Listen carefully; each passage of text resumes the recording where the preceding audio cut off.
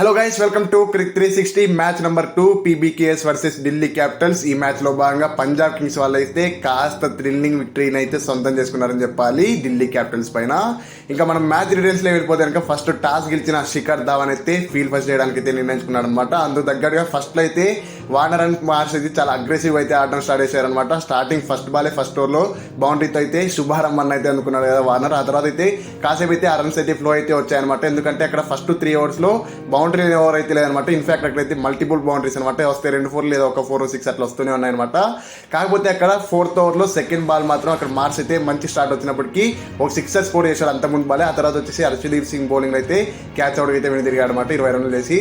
ఇంకా ఆ తర్వాత వచ్చేసి అక్కడ హోప్ అయితే కాసేపు అయితే స్ట్రగుల్ అయ్యాడు. కాకపోతే అక్కడ వార్నర్ మాత్రం కీప్ ఆన్ కంటిన్యూ అని చెప్పాలి. అతనికైతే మంచి స్టార్ట్ వచ్చింది. అక్కడ వరుసగా బౌండరీలు అయితే స్కోర్ చేస్తూ వచ్చాడనమాట. ఫస్ట్ 5 overs అయితే ఒక్క బౌండరీ కూడా లేకున్నట్టు ఏ ఓవర్ అయితే లేదనమాట. అంటే మల్టిపుల్ బౌండరీస్ అయితే వస్తూనే ఉన్నాయన్నమాట. కాకపోతే 6th ఓవర్లో అక్కడ హర్ప్రీత్ బ్రార్ వచ్చేసి అప్పుడు బౌండరీ లెస్ ఓవర్ అయితే వచ్చిందనమాట. అక్కడ 3 runs మాత్రమే ఇచ్చేసాడనమాట హర్ప్రీత్ బ్రార్. సో దాంతో అయితే వాళ్ళు 6 overs అయితే 54 అయితే స్కోర్ చేశారనమాట.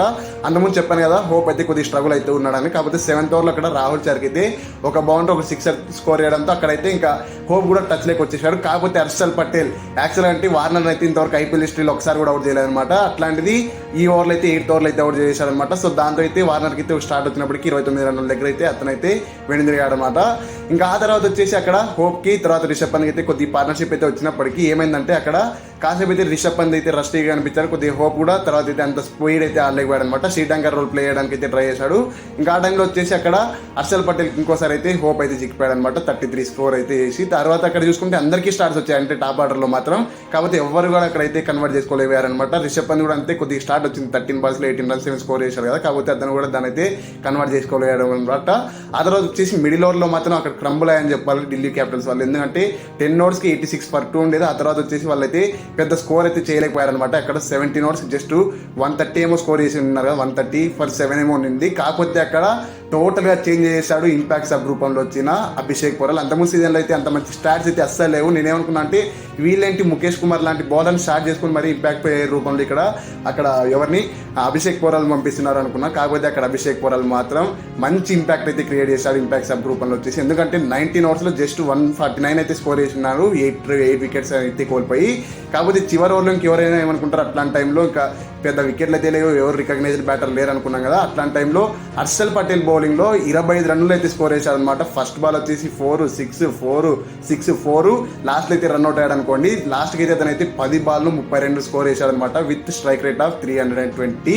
సో చివరిలో అయితే రన్అట్ అయ్యాడు అనుకోండి, అది వేరియేషన్. సో దాంతో అయితే యాక్చువల్గా అంటే 150-160 వస్తే గ్రేట్ అనుకున్న టైంలో ఢిల్లీ క్యాపిటల్ వాళ్ళ స్కోరు అభిషేక్ పోరాల్ రూపంలో అయితే మంచి స్కోర్ రావడంతో 174 అయితే పుట్ ఆన్ చేశారనమాట. ఫైటింగ్ టోటల్ అని చెప్పాలి అదైతే ఢిల్లీ క్యాపిటల్స్ వాళ్ళు. ఇంకా చేజ్ విషయానికి వచ్చేసి చేజ్ లో కూడా వీళ్ళు పంజాబ్ కింగ్స్ కూడా చాలా శుభారంభమే దొరికిందని చెప్పాలి. వార్నర్ మార్ష్ వచ్చేసి అక్కడ అగ్రెసివ్ అయితే ఖచ్చితంగా ఇక్కడ శిఖర్ ధావన్ తర్వాత జానీ బేస్టో అయితే అల్ట్రా అగ్రెసివ్ అని చెప్పొచ్చు. ఎందుకంటే వాళ్ళు అట్లా స్టార్ట్ చేశారనమాట. ఫస్ట్ ఓవర్లోనే 17 runs అయితే స్కోర్ చేశారనమాట. చెరో 2 బౌండరీలు అయితే అక్కడైతే ఎలా అయితే వార్నర్ అయితే ఫస్ట్ బాల్లోనే బౌండరీ అయితే స్కోర్ చేస్తే ఇక్కడ కూడా శిఖర్ ధావన్ అయితే అట్లాంటి బౌండరీనే స్కోర్ చేశారనమాట.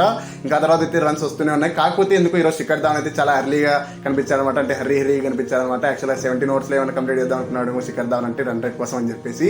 అందుకని చెప్పేసి అట్లా రావడం, అతను ప్రతి బాల్ ఫ్రంట్ ఫుట్కి రావడం. ఆ తర్వాత వచ్చేసి అక్కడ ఇషాంత్ శర్మ అయితే అక్కడ శిఖర్ ధావన్ ఒక బాల్ మిస్ చేయడంతో యూ మిస్ ఐ హిట్ అన్నట్టు క్లీన్ బౌల్డ్ అయితే వెందిరిగాడు అనమాట. ఆ తర్వాత వచ్చేసి ఇంకా బేస్టో కూడా పాపం మంచి టచ్ లో కనిపించారు. కాకపోతే ఏమైందంటే ఎలా ఉందంటే ఆ జైన్ బేస్టోకి ఏది కలిసి రావట్లేదు, అదృష్టం లేకపోతే అటుకులు తిన్న పనులు ఇరుగుతుంది అన్నట్టు అట్లా అయిపోయింది అనమాట పరిస్థితి. ఎందుకంటే యాక్చువల్ అంటే ప్రసీమ్ సింగ్ స్ట్రైట్ గా హిట్ చేయడం బాల్ వచ్చేసి అక్కడ వికెట్స్ కి.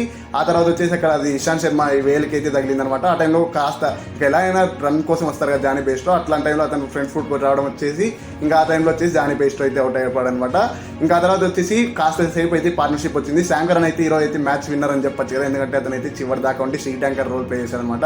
యాక్చువల్ అంటే అక్కడ 42కే 2 wickets ఉన్నప్పుడు అక్కడ ప్రసీమ్ సింగ్ కి తర్వాత శాంకరన్కి అయితే ఒక డీసెంట్ పార్ట్నర్షిప్ అయితే వచ్చిందనమాట. ఇంకో 42 run పార్ట్నర్షిప్ అయితే. కాకపోతే కుల్దీప్ డ్రీమ్ రన్ అయితే కంటిన్యూ అవుతుంది కదా అతనైతే ఆ వికెట్ అయితే అందించాడు అనమాట సెట్ అయిన ప్రసీమ్ సింగ్. ఆ తర్వాత వచ్చేసి అక్కడ డేంజర్ గా కనిపిస్తారు కదా ఒకవేళ సెట్ అయితే జితేష్ శర్మ, అతన్ని కూడా అక్కడ చక్కటి స్టంప్ అవుట్ రూపంలో అయితే రిషబ్ పంత్ తర్వాత కుల్దీప్ కాంబినేషన్ అయితే తిరిగి పంపించేశారు కదా. సో ఆ టైంలో వచ్చేసి ఇంకా మ్యాచ్ మరి ఇంకోసారి ఈజాన్ అనిపించింది అనమాట. ఢిల్లీ కూడా కంట్రోల్ తెచ్చుకుంది అనుకున్నాము.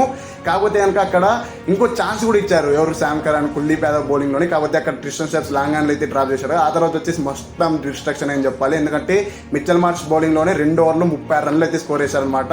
అక్కడ కావాల్సింది చాలా తక్కువ, అట్లాంటి టైంలో అట్లా రన్ ఇచ్చేసాడు అనమాట. మిచ్చల్ మార్ష్ అయితే ఈ రోజు చాలా ఇన్ఎఫెక్టివ్గా అనిపించాడు, అసలు వికెట్ కూడా లేదనమాట.